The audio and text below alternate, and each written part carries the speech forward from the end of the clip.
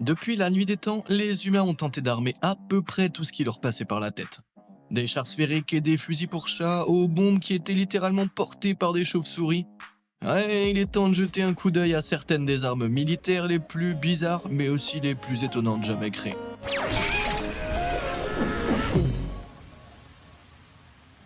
Corner Shot. Il s'agit du bien nommé Corner Shot. Il s'agit d'un accessoire d'armement qui monte un pistolet semi-automatique ou lance-grenade à l'avant, relié à une distance à une gâchette située à l'autre extrémité. Ça permet à la partie avant de pivoter jusqu'à 60 degrés dans les coins, tandis qu'une caméra numérique donne à l'utilisateur une vue de ce qui se trouve dans le virage. Les porteurs peuvent tirer avec leur arme et atteindre une cible située à une distance maximale de 650 pieds sans s'exposer à leur couverture. Mais que se passe-t-il si l'élimination immédiate de la cible n'est pas la meilleure option? Eh bien, si tu as besoin de l'élément de surprise ou d'une distraction. C'est là que le Corner Shot 4 entre en jeu. Ouais, il s'agit d'un animal en peluche monté sur le dessus de l'arme. Les pattes arrière dissimulent le bipied, tandis que la tête couvre le canon et la lunette de visée dépasse entre les pattes avant. Dans le pire des cas, toute personne qui voit cet animal dans un coin est confuse, ce qui donne au tireur plusieurs secondes critiques d'avantage pour viser et tirer, pendant que la cible essaye de comprendre ce qu'il se passe. Au mieux, toute personne qui ne regarde pas d'assez près pense qu'il s'agit d'un chat ou d'un jouet pour enfants appuyé contre le coin, ce qui donne au tireur quelques instants de plus pour examiner la scène. Ouais, si c'était moi, la seule chose que le tireur verrait, c'est un idiot qui fait désespérément pss, pss, pss pour attirer l'attention du chat. Krumlov fou. À la fin de la Seconde Guerre mondiale, l'Allemagne est devenue obsédée par la création d'armes bizarrement peu pratiques qui, selon elle, aideraient à renverser les coups de la guerre. Il s'agit notamment de la fusée Vengeresse V2, de l'étrange canon avant et surtout du Krumlov, un accessoire de fusil à canon courbé de 14 pouces de long. C'est l'arrière-arrière-grand-père du Corner Shot. Conçu pour que les troupes allemandes équipées de Sturmgewehr 44 puissent tirer à couvert pendant les conflits. Mais au lieu d'un affichage numérique, le Krumlov contenait un miroir qui permettait à l'utilisateur de voir où l'arme était pointée, tout en maintenant une prise standard. Ça signifie qu'il pouvait être utilisé à l'intérieur de chars d'assaut, par-dessus les murs ou dans les coins, une idée plutôt avant-gardiste pour l'époque. Mais malgré toutes les ressources consacrées à son développement, le Krumlov présentait de sérieux inconvénients. Les tests de l'armée américaine ont révélé que les balles se brisaient dès qu'elles atteignaient cette courbe si importante qui rendait le Krumlov inutile pour tout autre combat que celui à très courte portée. En outre, les dommages causés par les balles brisées signifient que les accessoires n'avaient qu'une durée de vie de quelques centaines de balles. C'est pas vraiment surprenant car on dirait qu'il a été inventé par Tom et Jerry en personne. Attachement de mauvaise qualité. Puisqu'on parle de choses que tu peux ajouter à un fusil pour le rendre encore plus mortel, parlons des baïonnettes. Ce sont des lames amovibles fixées à l'extrémité d'un fusil ou d'une arme à feu, qui permettaient à l'origine aux soldats du XVIIe siècle de s'engager dans des combats rapprochés mortels. Bien que poignarder l'ennemi avec un fusil ne soit plus une tactique de guerre de nos jours, les baïonnettes se sont progressivement développées au fil des ans et sont toujours utilisées par les armées. De nombreux modèles différents sont également développés par les entreprises d'armement de multiples façons. Prenons par exemple la terrifiante Stinger de Paper City Firearms. Cette baïonnette rétractable est activée par une goupille, ce qui signifie qu'elle sort que quand tu en as besoin. Elle se rétracte quand tu n'en as pas besoin et se verrouille pour éviter qu'elle ne sorte accidentellement. Bien que nous puissions voir quelque chose d'aussi inventif sur les armes à l'avenir, un accessoire moins pratique comme cette tronçonneuse tout à fait terrifiante sera probablement réservé aux amateurs d'armes à feu. Ne te méprends pas, de tels accessoires seraient parfaits pour combattre dans l'apocalypse zombie. Mais comme certains d'entre eux atteignent 18 pouces et ajoutent plus de 4 livres au poids de l'arme, ils sont plutôt encombrants et ne peuvent pas être facilement échangés et rangés. Ils ne deviendront donc probablement pas un équipement militaire standard dans un avenir proche, mais ils sont toujours disponibles pour les amateurs d'armes à feu qui ont besoin de faire des choses importantes comme, tirer sur des citrouilles et scier à travers ces dernières.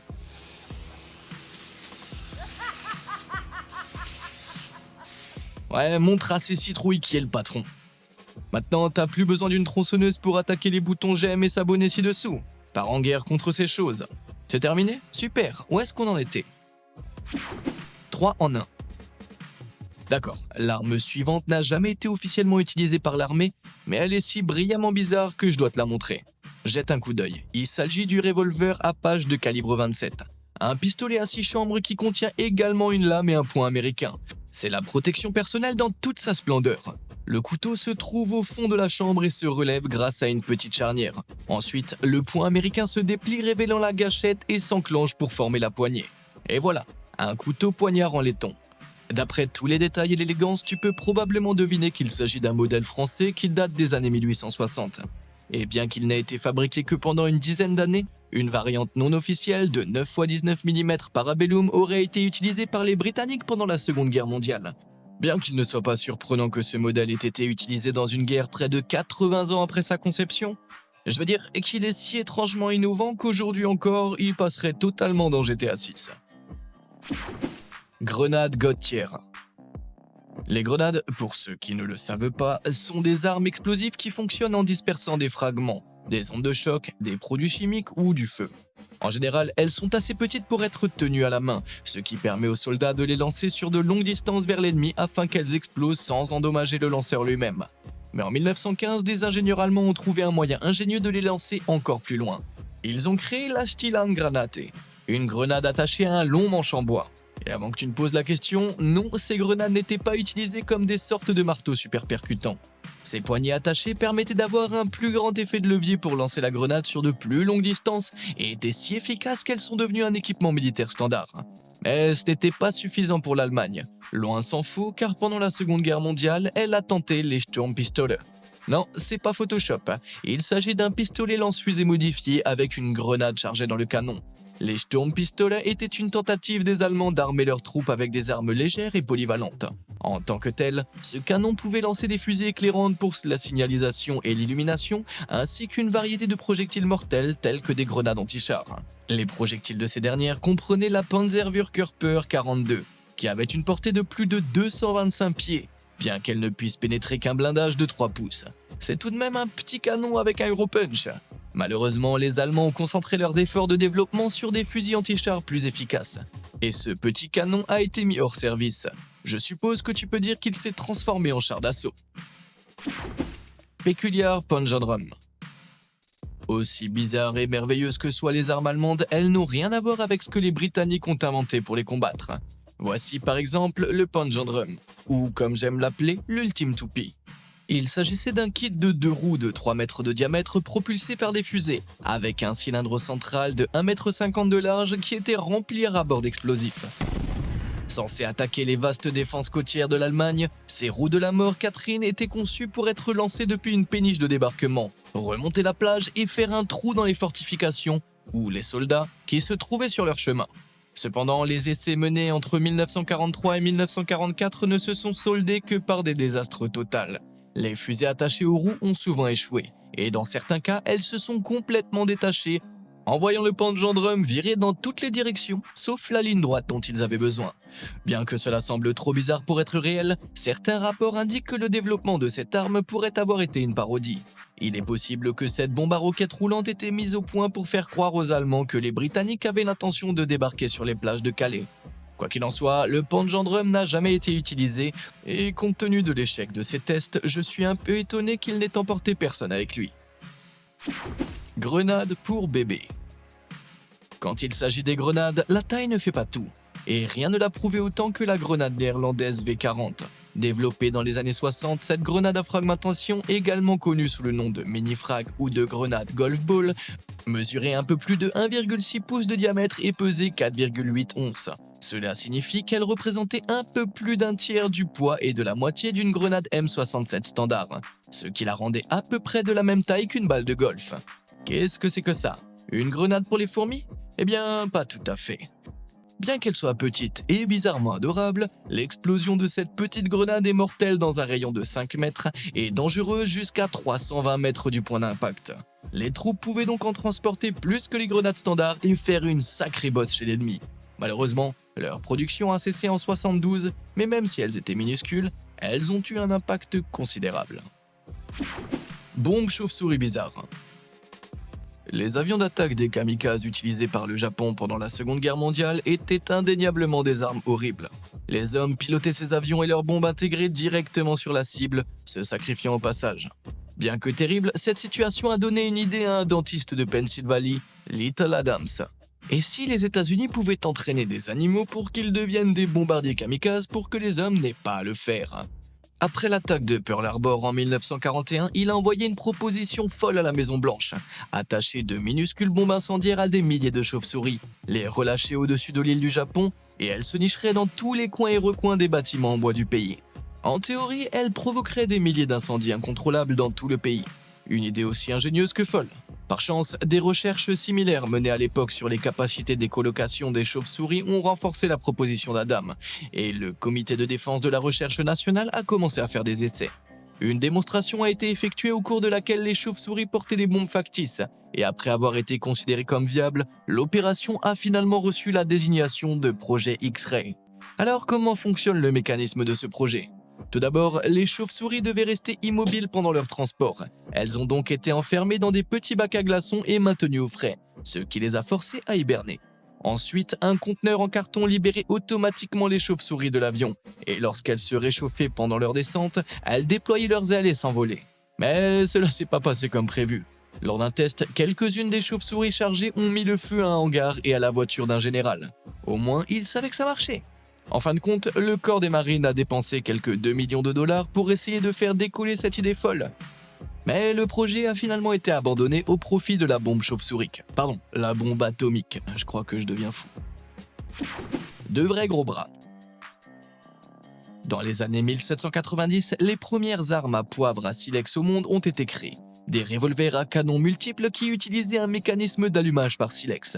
Ce pistolet à plusieurs chambres et à tir rapide a changé la donne. Mais il n'a pas fallu longtemps pour que les gens commencent à porter le design à de nouveaux sommets. Certaines variantes comportaient 6 ou 8 chambres, chacune contenant une balle, qui tournait successivement autour du percuteur. Mais dans les années 1850, certains modèles aventureux comportaient jusqu'à 18 canons. L'un d'entre eux est même allé plus loin, conçu par un armurier belge du nom de Mariette avec un méga 24 canons. Qu'est-ce que je ne donnerais pas pour voir cette arme dans un western ? Il pourrait l'appeler le bon, la brute et le pistolet complètement fou de 24 canons. Le chargement de chaque balle et la mise en place des capsules de percussion nécessaires pour tirer sur chaque canon auraient pris entre 40 et 60 minutes. Donc assez stylé, mais pas vraiment un chargement rapide. Heureusement, au 21e siècle, l'arrière-petit-fils de cette poivrière à méga canon est un peu plus facile à charger et à tirer. Dis bonjour à la technologie Metal Storm. Dévoilée en 1997, cette société a mis au point un pistolet de volet doté de 36 canons. Le prototype a démontré que la technologie Metal Storm pouvait atteindre une cadence de tir maximale de 1,62 million de balles par minute, ce qui est impossible. Dans cette configuration, il pouvait tirer presque littéralement un mur de 24 000 balles de 9 mm à plus de 3800 miles par heure, ce qui dévorait à peu près tout ce qui se trouvait sur son chemin. Il fonctionne en empilant plusieurs projectiles nez à queue dans chaque canon, qui sont ensuite déclenchés électroniquement individuellement en succession rapide. Ça signifie qu'ils sont tirés par vagues, ce qui leur permet d'infliger un maximum de dégâts sans se heurter les unes aux autres. En 2007, la marine américaine a annoncé qu'elle avait acheté une partie de la technologie Metal Storm, mais elle n'a jamais été utilisée en action car ses applications étaient très circonstancielles. Ce serait parfait dans un scénario d'embuscade, mais la personne visée par cette arme stationnaire n'aurait qu'à se mettre sur le côté pour ne pas devenir une fine patte. C'est un inconvénient assez contraignant. Incapable de décrocher de nombreux contrats, l'entreprise a été placée sous administration judiciaire en 2012. On dirait qu'ils se sont heurtés à un mur en espérant qu'il ne soit pas fait d'1 million de balles. Sous le feu. Il n'y a pas beaucoup d'armes qui déclenchent ma trypophobie, c'est-à-dire ma peur des trous serrés et parfois irréguliers. Mais le TOS-1 n'est pas une arme comme les autres. Développées pour la première fois par l'Union soviétique en 1988, ces machines à l'aspect effrayant sont en fait des lance-roquettes capables d'utiliser des ogives thermobariques, parfois appelées bombes aérosols ou, ce qui est un peu terrifiant, bombes à vide. Les armes thermobariques utilisent tout simplement l'oxygène d'une zone donnée pour générer une explosion à haute température. Elles libèrent un nuage chimique qui enflamme l'air sous-jacent, provoquant des incendies qui peuvent brûler et étouffer toute personne se trouvant sur leur chemin. Les lance-roquettes eux-mêmes sont montés sur le châssis d'un char T-72. Il y a 24 roquettes de 220 mm qui sont chargées dans 24 tubes et les roquettes pèsent chacune environ 400 livres. En bref, c'est pas une arme dont tu veux t'approcher, même lorsqu'elle ne tire pas. Récolte ce que tu as semé. Tu peux probablement te rendre compte en regardant certaines mitrailleuses qu'elles sont lourdes. Même les mitrailleuses légères ont tendance à peser environ 22 livres. Alors être un soldat en patrouille doit être fatigant si tu en trimbales une. C'est là qu'intervient le faucheur australien. Développé par Advanced Accuracy Solutions, le Reaper est un ensemble de perches et de frondes montées sur un sac à dos conçu pour redistribuer le poids de l'arme attachée, la stabiliser et permettre de viser avec plus de précision. C'est un bon engin bien qu'il ait l'air bizarre, un engin que l'armée australienne a testé en 2015. Mais les inconvénients sont rapidement apparus. Il n'était pas vraiment adapté au camouflage, il ne pouvait pas s'intégrer à l'équipement de combat nocturne et il posait beaucoup de problèmes si l'utilisateur devait rapidement monter dans un véhicule ou un avion. En fin de compte, les Australiens ont conclu que le Reaper était plus un fardeau qu'une bénédiction et ont donc décidé de ne pas l'intégrer à leur service. Si leurs armées se retrouvent un jour à devoir déguiser ses troupes en cintres humains, ils sauront au moins à qui s'adresser. Faut des couilles. En 1936, un inventeur texan du nom de A.J. Richardson a réfléchi aux horreurs de la Première Guerre mondiale. Et si au lieu de lancer des bombes de mortier sur des tranchées en espérant qu'elles atteignent leur cible, on pouvait envoyer des bunkers motorisés et lourdement blindés au-dessus des champs comme des bulles d'acier. Richardson a dessiné ce projet, et pour l'essentiel, l'idée semblait solide. La coque extérieure motorisée et striée permettait à la balle de conquérir à peu près n'importe quel terrain. Les 3 hommes à l'intérieur étaient scellés contre les attaques au gaz, et le lourd moteur d'entraînement l'empêchait de rouler sur le côté. Il n'y avait qu'un seul problème, il n'y avait pas de fenêtre. Richardson avait oublié de prendre en compte le fait que les hommes à l'intérieur auraient besoin de voir où ils roulaient et tiraient. Ce char d'assaut n'a donc jamais dépassé le stade de la conception. Mais ça n'a pas empêché d'autres de créer des modèles similaires comme l'étrange et mystérieux Kugelpanzer allemand. D'un diamètre de moins de 5 pieds avec une petite roue à remorque à l'arrière, ce ball tank était pivoté par un seul membre d'équipage assis sur une selle de style moto propulsée vers l'avant par un moteur de 25 chevaux. La coque ne faisait que 5 mm d'épaisseur et était solide sur tout son pourtour, à l'exception d'un hublot à l'avant qui comportait une fente pour une mitraillette. Pesant 1,8 tonnes, on estime que cet engin aurait roulé dans la bataille à une vitesse menaçante de 5 miles par heure. Donc ça fait à peu près 12 km/h. Mais voilà, il n'existe qu'un seul Kugelpanzer connu et il n'a pratiquement aucune trace de son développement. Selon les théories, les forces allemandes l'ont probablement utilisé pour la reconnaissance légère ou la pose de câbles, car il n'existe aucune trace de son utilisation au combat. Bien que l'on sache très peu de choses à son sujet, une version soviétique fantaisiste a été présentée dans un jeu en ligne populaire World of Tanks sous le nom de IS-8 Ball. Mais un groupe d'ingénieurs chinois a été tellement séduit par ce char virtuel qu'en 2020, ils en ont fabriqué un eux-mêmes à partir de zéro. À l'aide de 2 rails qui parcourent tout le diamètre de la boule, le déplacement de l'un d'entre eux permet à la sphère entière de tourner sur place sans se retourner. Bien que ces canons ne semblent pas fonctionnels, cette boule brillante a définitivement le vent en poupe. De but en blanc. La guerre des tranchées de la Première Guerre mondiale était aussi essentielle qu'horrible. Les soldats sur la ligne de front s'exposaient depuis la sécurité de leurs tranchées pour tirer sur l'ennemi, risquant ainsi leur propre disparition. C'est une chose à laquelle Albert B. Pratt, un habitant du Vermont, avait beaucoup réfléchi. Puis en mai 1916, il a demandé et obtenu un brevet pour l'une des armes les plus bizarres, bien qu'inventives, que le monde ait jamais vues. Le Helmet Gun. Il s'agit d'un pistolet pneumatique intégré dans la coque en acier d'un casque, que l'opérateur tirait en soufflant dans un tube pour activer un mécanisme qui venait appuyer sur la gâchette du pistolet. Pour Albert, ce pistolet était tout à fait logique. Les soldats n'auraient pas besoin de s'exposer au-dessus des tranchées, ce qui leur permettrait de faire des tirs bien ciblés en jetant simplement un coup d'œil par-dessus. Il a également fait valoir que l'arme visait automatiquement les menaces, car nous avons tendance à regarder vers les cibles, ce qui permet de viser instinctivement. Malheureusement, il était un peu trop en avance sur son temps et a été relégué dans les livres d'histoire. Mais l'idée elle-même n'était pas aussi folle qu'elle en avait l'air. Les viseurs montés sur le casque, comme le système de visée intégré au casque et à l'écran pour l'hélicoptère Apache, sont devenus plus courants dans l'armée dans les années 80. Bien qu'il n'existe pas de brevet moderne qui implique d'attacher un pistolet physique à la tête d'un soldat, il semble que la conception de Pratt n'était pas très éloignée de la modernité. Ouais, plutôt fort le bonhomme. Bouclier d'acier.